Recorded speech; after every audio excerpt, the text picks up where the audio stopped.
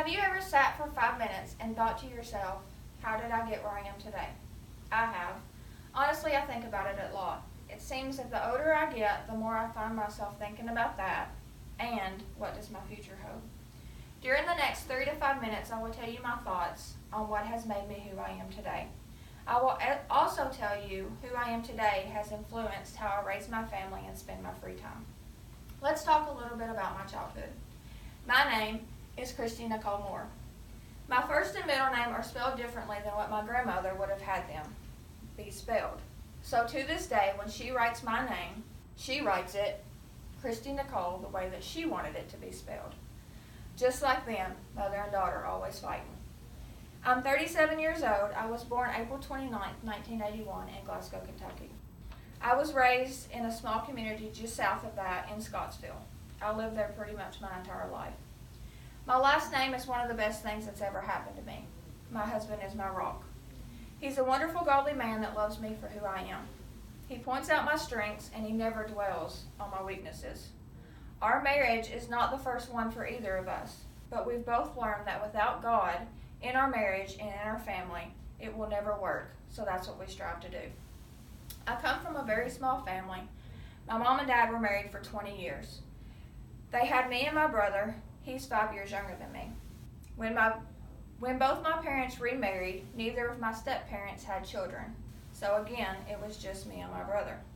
My brother's not married and he does not have any children of his own. When I talked about my background, it is nothing like the adult that I am today. I am a Christian. My family did not raise me in church.